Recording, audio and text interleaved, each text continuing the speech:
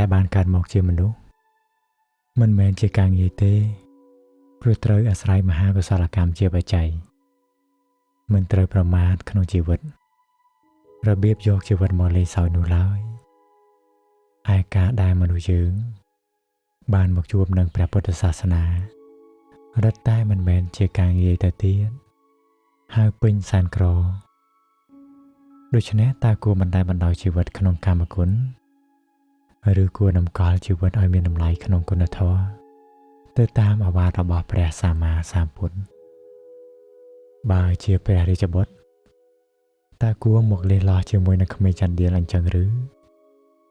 ក៏ដូចជាក្របពេជ្រដែលមិនគួរនាំយក